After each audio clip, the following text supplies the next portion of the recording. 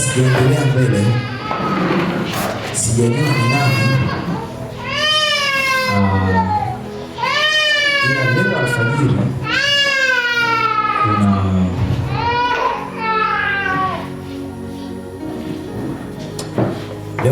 alfajiri ya leo kuna mtu, kuna jambo ambalo Mungu alinisaidia kuliona, sijajua ni nani, ila Mungu anataka kumsaidia huyo mtu. Ilionyesha kuna mtu ambaye alikuwa amekaa sehemu, na alipokuwa amekaa, baada ya muda akagundua kuna watu wawili walikuwa wanamfuata. Kwa alipoona vile, akatafuta, akajadiliana nao kidogo, lakini akaanza kutoka wakimbia. Akiwa anawakimbia wale watu wa mmoja katikati ya wale wawili, mmoja alionekana kama kiongozi, akasema, wewe kimbia, ila tunajua utaishiwa nguvu hapo mbele. Wewe kimbia. Wao wakawa hata hawakimbii sana, ila yeye anajitahidi, kaona anajitahidi sana kukimbia, kimbia. Alafu kwa sababu ya yale maneno, kadiri yanavyoendelea mbele, nguvu zake zikaanza kuisha, kawa anajisikia kupungua nguvu. Na kwa bahati fulani akamwona rafiki yake. Kwa yule rafiki naye alikuwa anatembea tu kawaida, alikuwa kwenye hiyo njia. Akamshika, akamwai, akamshika mkono, akamwambia, ninakimbizwa, naomba unishikie mkono unisaidie tukimbie. Kwa rafiki yake naye akamshika mkono, akaanza kukimbia, wakakimbia. Baada ya muda rafiki yake akachoka, akamwacha mkono. Rafiki yake akaanza kutembea kawaida. Yeye sasa anajua uadui unakuja kwa ajili yake, sio rafiki yake. Inaonekana kwenye njia watu wamechoka, yani wanatembea tu, yani hakuna anayekimbia, anaenda kwa kuchoka. Wakati anatembea, anakimbia, anajitahidi, hauwezi kukimbia. Spidi yake inaendelea kupungua. Na akawa anasikia kuhuzunika, na anasikia kuchoka ndani yake. Na akiwa anaendelea, baada ya muda akachoka.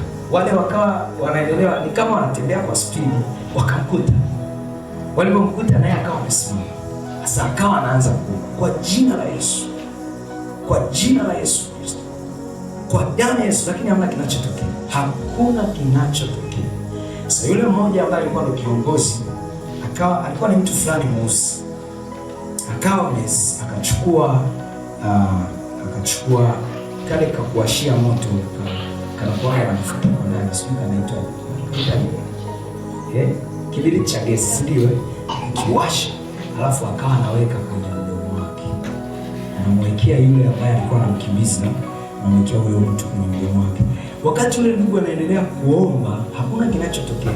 Alafu kadiri anavyowekea ule moto kwenye mdomo wake, nguvu zinamwishia, kaishia. Na hili ni lile somo ambalo tulijifunza wiki iliyopita. Kama ulikuwepo wiki iliyopita, tulijifunza kuhusu maneno. Watu wa Mungu, Bwana asifiwe. Amen. Watu wa Mungu, Bwana asifiwe. Amen. Tulikuwa tunajifunza namna za kuyaendea mambo, namna ya kiungu ya kuyaendea mambo. Sasa muda wetu sio mwingi sana kama ulivyokuwa wiki iliyopita. Leo tuna muda mchache, ila kuna namna mbili. Tulijifunza namna ya maombi na tukajifunza mambo yote tunaendea kwa namna ya roho.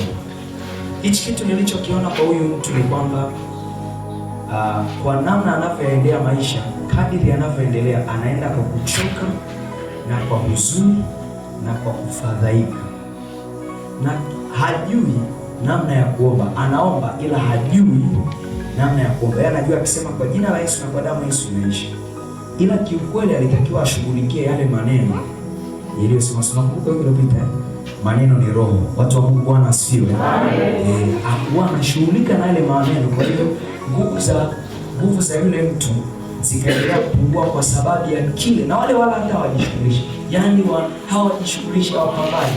Yaani wanafanya tu kirahisi. Wanawasha moto wa kigeni. Biblia inasema ninyi ni hekalu la Mungu. Kwa moto wa Roho Mtakatifu unatakiwa ukae ndani yako. Wao wanakuashia moto wa kigeni kwenye kinywa. Kwa maana nyingine ni kama wanaachia pressure. Kuna namna unasikia moto mwingine ndani ya moyo wa mtu. Kuna mioto ya namna nyingi. Pressure ni moto. Ukisikia pressure ndani yako, maana yake umesikia waka, unasikia moto mwingi sana. Unaelewa nikisema hivyo? Hasira ni moto, kwa anaachia moto mwingine, anaendelea kuomba. Baada ya muda ni kama anachoka hata kuomba. Mungu amekusudia kumsaidia huyo mtu leo. Bwana asifiwe. Watu wa Mungu, Bwana asifiwe.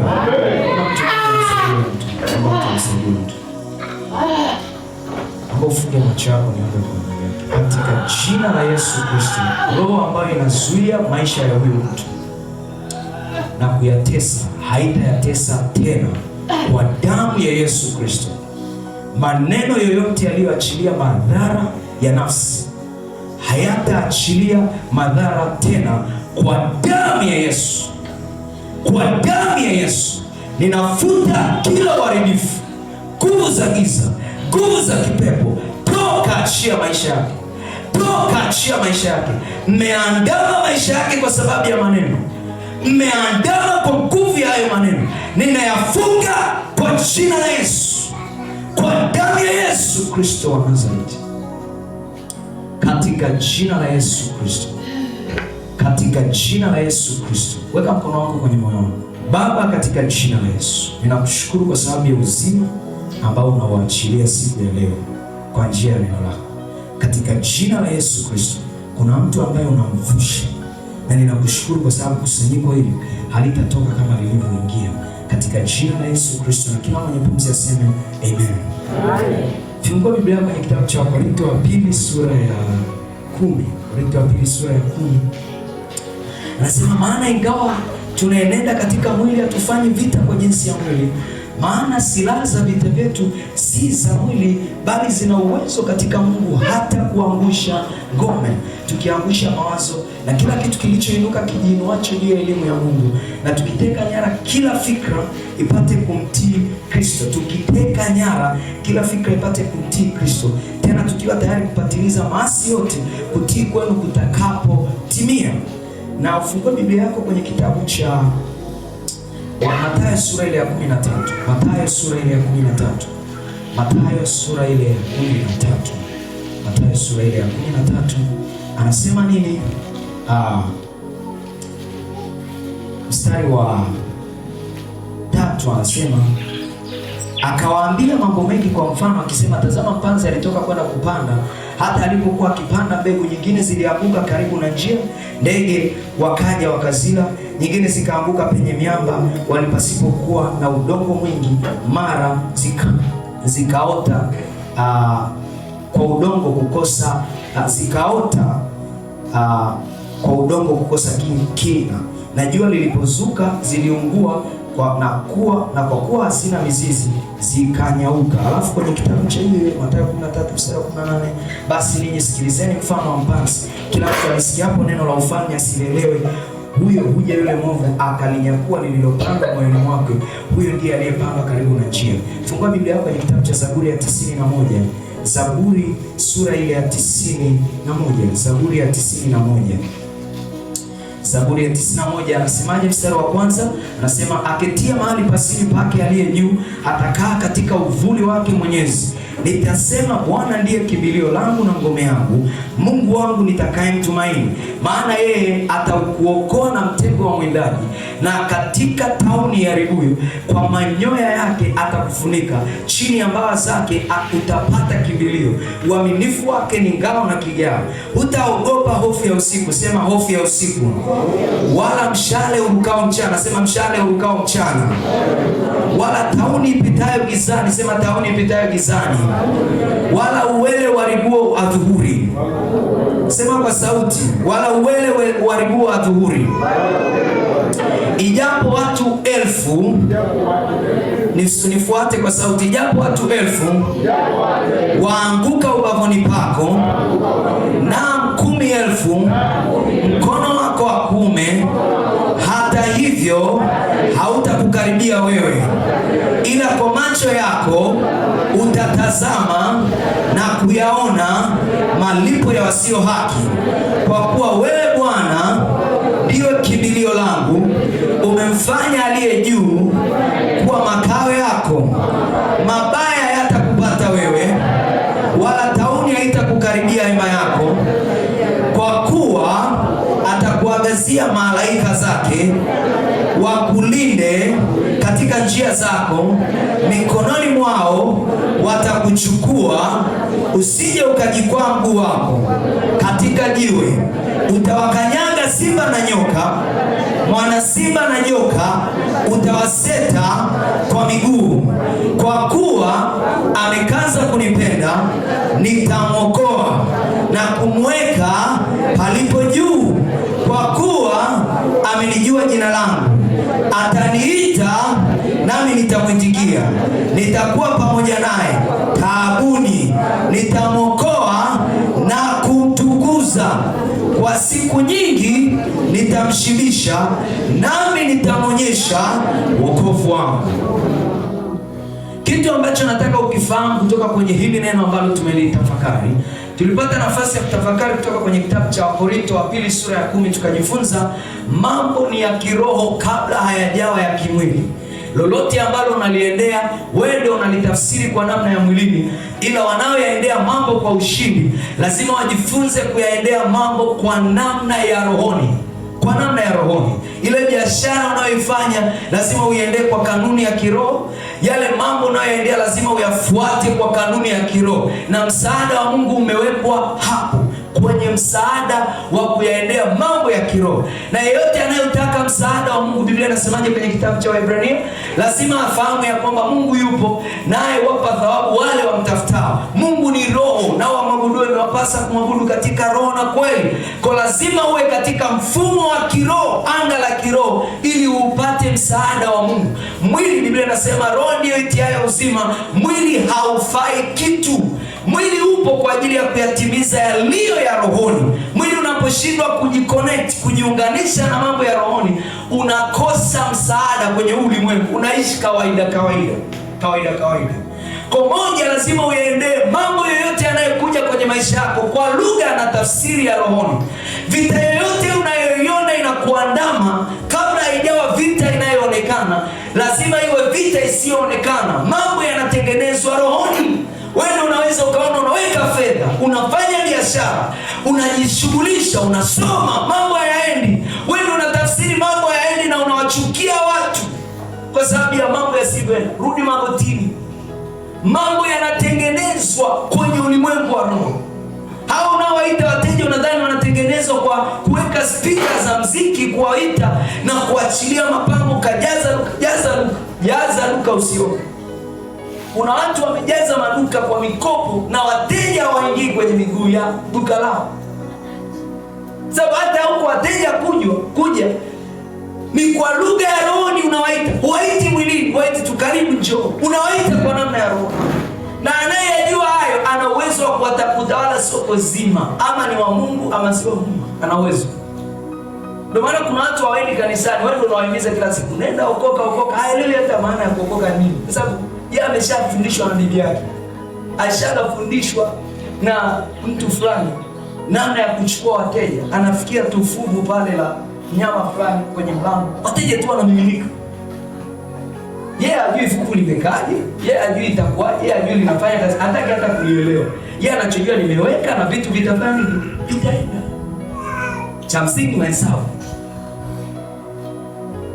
Mambo ni ya rohoni.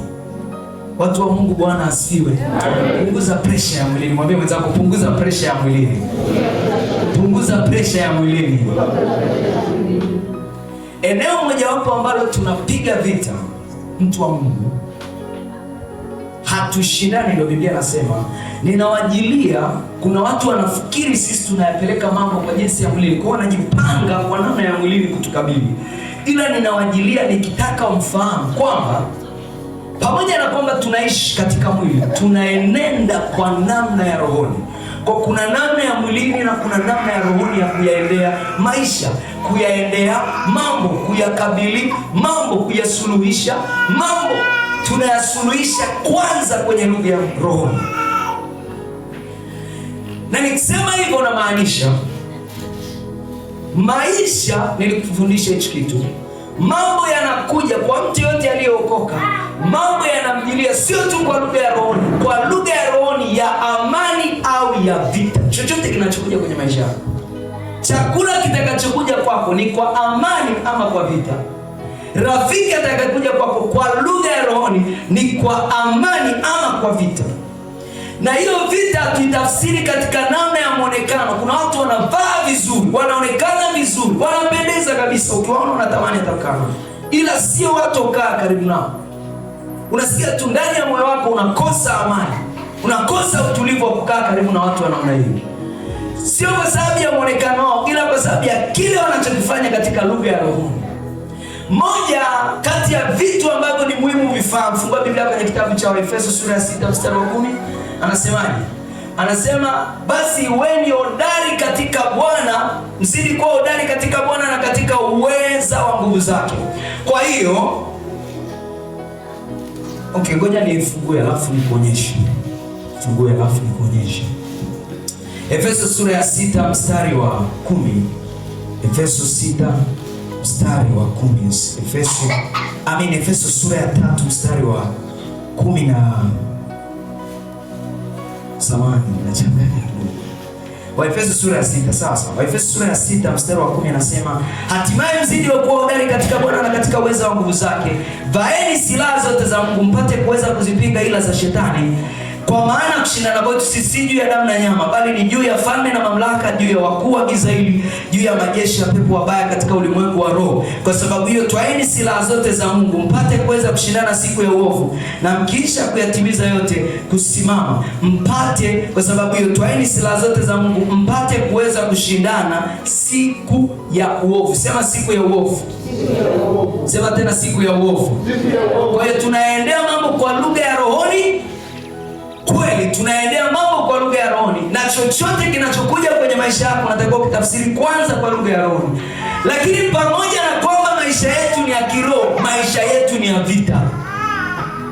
Yeyote anayetaka kwenda safari yake pamoja na Bwana, maisha yake ni ya vita. Anasema nimekuja kuleta upanga, ni ya vita.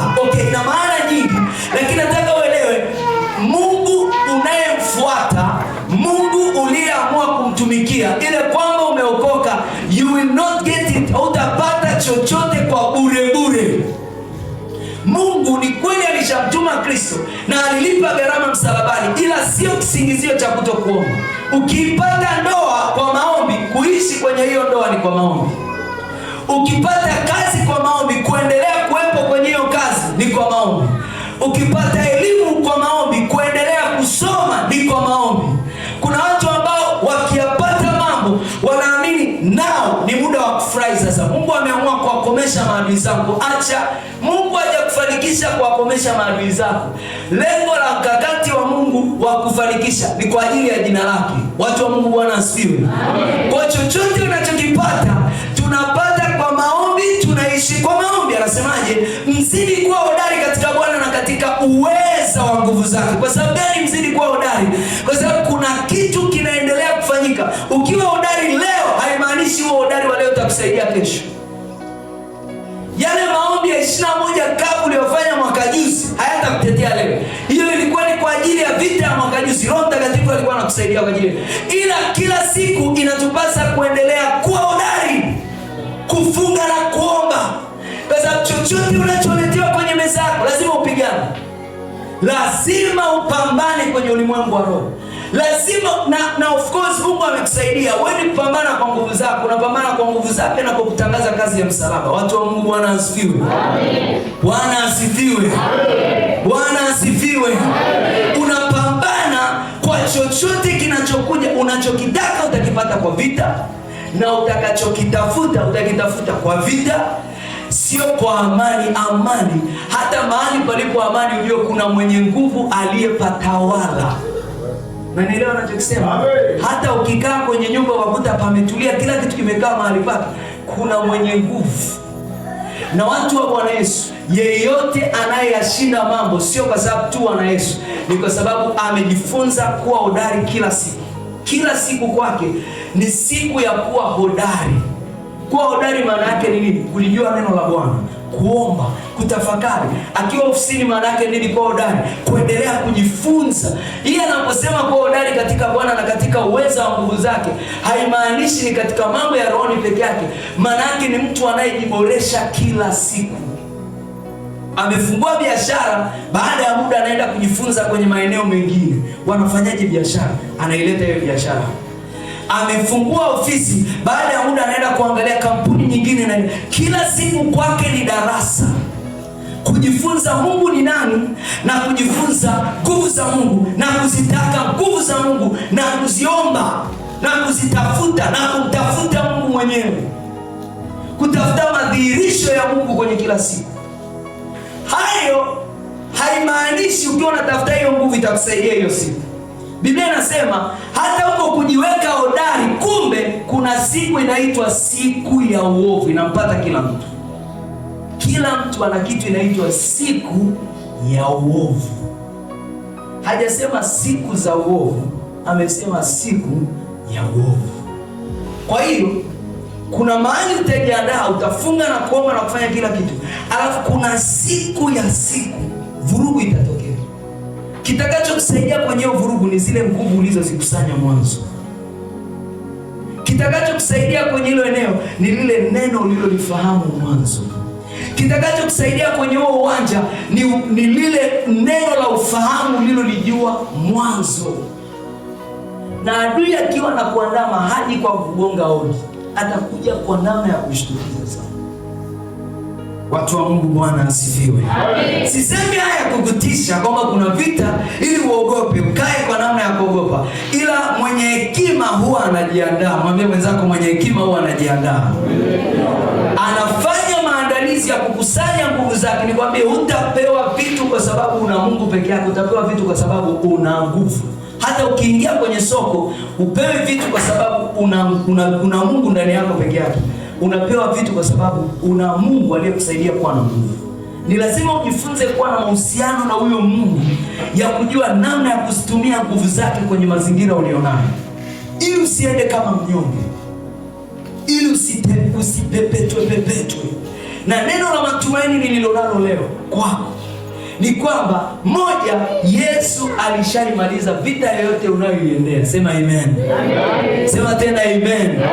Unachokifanya ni nini? Ni kuiamini kazi yake. Unachokifanya sio kujifunza kuwachukia watu. Sio kujifunza kupigana na watu. Mwenye nguvu siku zote hana miemko ya asili. Mwenye nguvu anaongea akiwa ametulia. Mwenye nguvu anaongea akiwa ametulia, na furaha yake haiamuliwi na anayepigana naye. Furaha yake ni kwa sababu ana nguvu na ana hazina ya kutosha, kwa ana uhakika wa kushinda. Na wewe uliye naye ndani yako ni mwenye nguvu. Yeye aliyekaa ndani yako ana uwezo ndani yako. Unapokutana na mambo ya maisha, usiyaendee kwa hofu nyingi, unaendea kwa ujasiri. Sema kwa ujasiri. Unaendea kwa nguvu na kwa ujasiri. Wanapokuja kwenye maisha yako, mwingine anakuja na vita ya namna fulani, wanainuka wanafanya uharibifu kwa namna ya kujua ama kwa kutokujua, haikutishie. Kuna mwingine akilala akaota ndoto amenyongwa au fulani amekufa, anaanza kuhuzunika, anapiga simu asubuhi, mama na nini, ndoto ya fulani anakufa, jamani tuanze kuandaa mazishi. Mimi nikiwa namjua Kristo, nikiota kitu cha namna hiyo, ama Roho Mtakatifu akanifahamisha kuliona neno la namna hiyo, ninapoamka ninapakua mauti. Nasema shetani hautanishinda wala kuchukua watu wa nyumbani mwetu. Wakati mwingine naona ajali kabisa. Wakati mwingine mtu anakuja hapa na anaanza, hiyo kazi yenyewe utaipoteza, hiyo biashara yenyewe utaipoteza, huyo mama yako tutamua. Ninaposikia maneno namna hiyo, usinyamaze. Unayapangua hayo maneno. Unasema ninamjua aliyeko ndani yangu. Aliye ndani yangu ana nguvu nyingi kuliko aliye wa dunia. Aliye ndani yangu anaweza yote. Unasema nitaingia kwenye biashara, nitapata faida.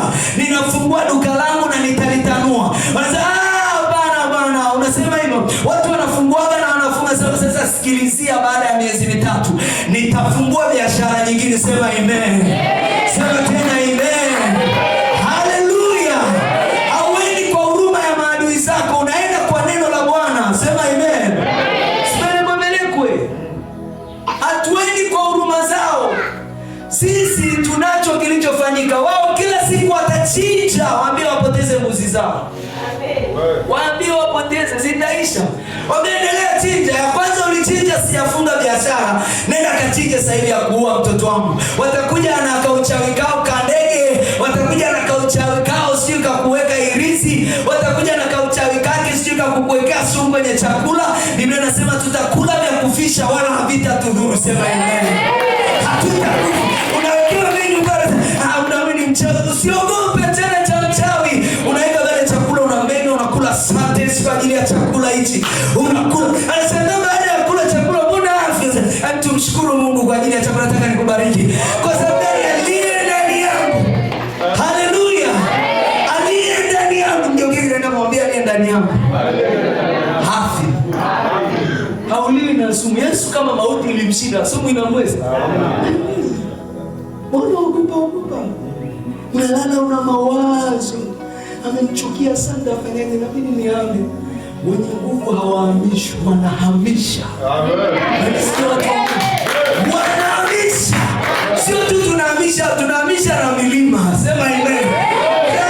Sio wewe ni mdogo, si milima ndio tunashughulika nayo. Tunasemaje? Na hata ukiwa na imani ndogo kama punje ya haradali, itaambia mlima huu ondoke. Kwa hata kama ni kwa mlima, kwa mtu pia tunaweza. Sasa wewe unasema nihamishwe. Tutaona kati ya mimi na wewe, Mungu wangu na Mungu wako ni nani? Wewe ndio utaama, wewe ndio utakimbia.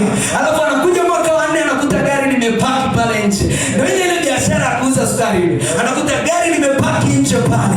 Anakuta soda zinauzwa vizuri. Hapo anakuta supermarket, sema supermarket. Anakuta ulianza na biashara ya mboga, anakuta supermarket imewekwa pale. Sasa ni kwa nguvu za nani? Bwana babako ana hela. Unasema ni nguvu za Mungu. Sema amen. Haleluya. Haleluya. Sina jirani yako mkono, mwambie ni kwa nguvu za Bwana. Usiende kama mnyonge. Hatuendi kwa huruma. Haleluya. Haleluya. Tembea kwa ujasiri. Tembea. Ndani usidhani ujasiri ni muda ukiwa na hela. Kuna muda huna hela. Unanisikia ninachokisema?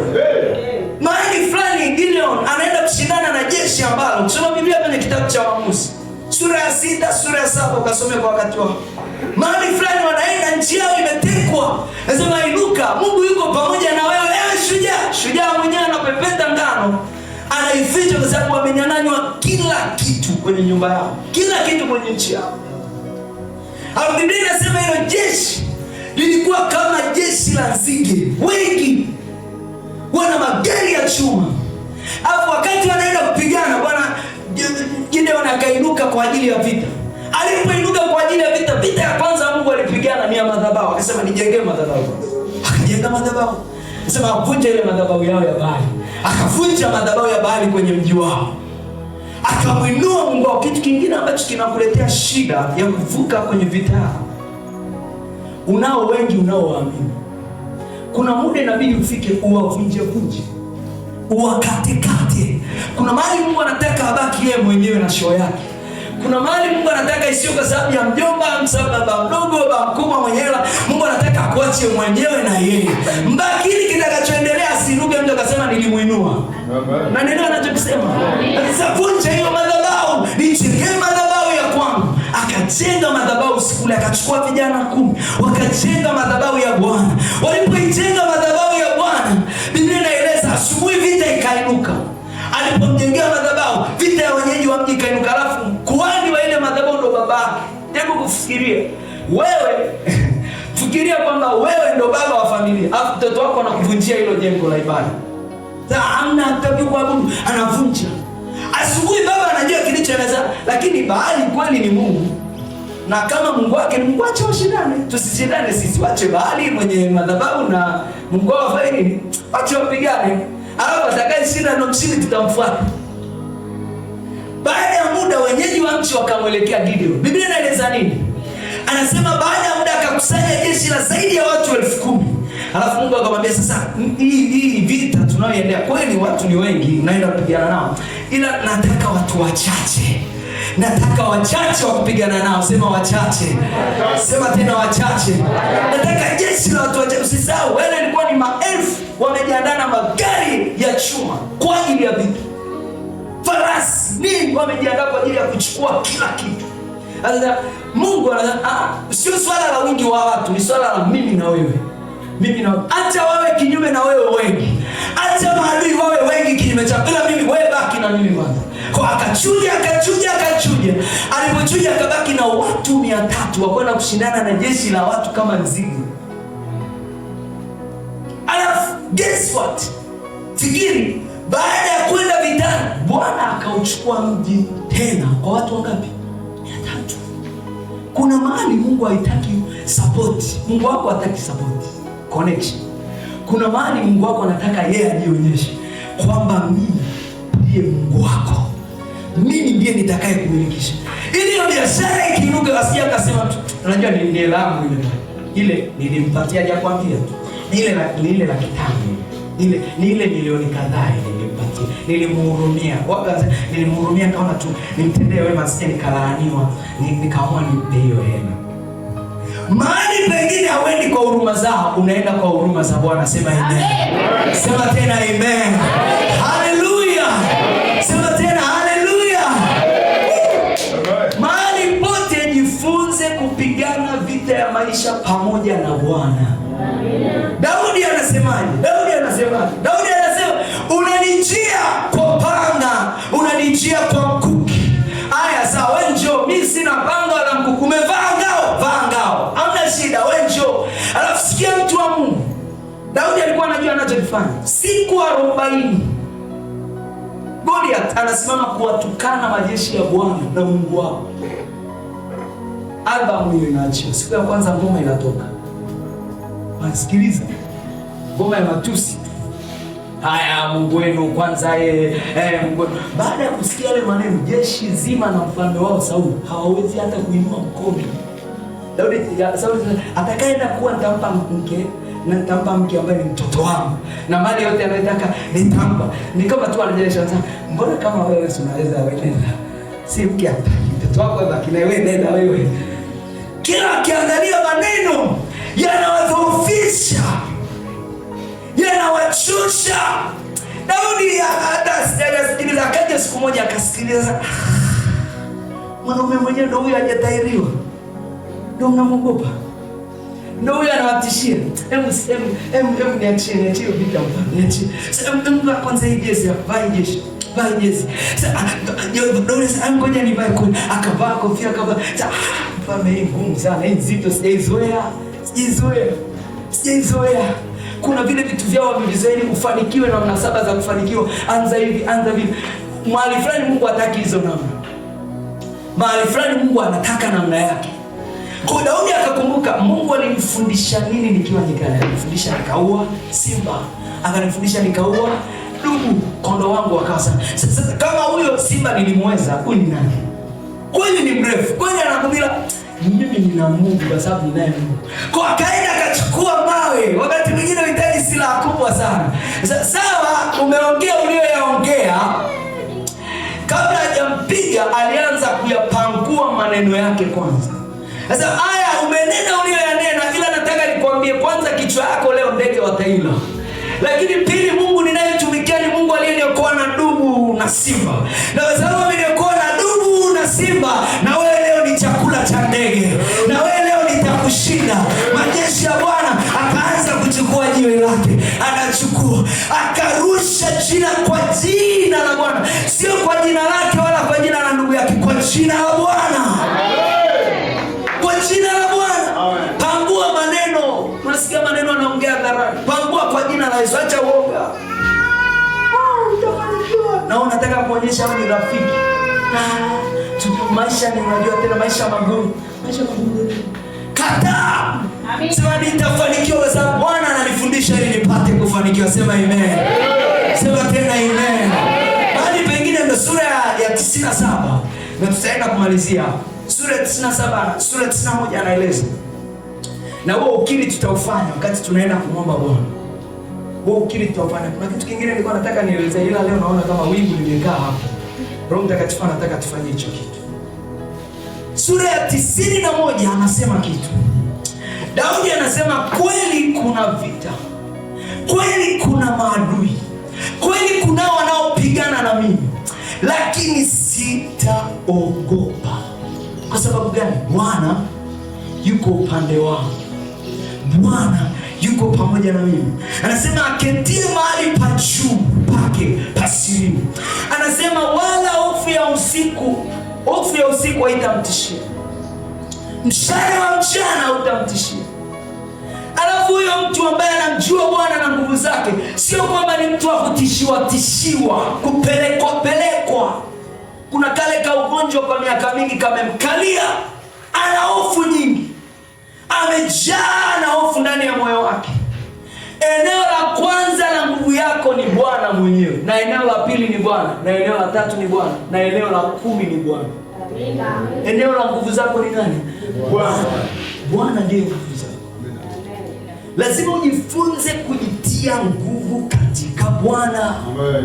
Bwana. Sijasema ninamsemea huyo Yesu, sio Bwana Pepsi. Bwana Yesu mwenyewe.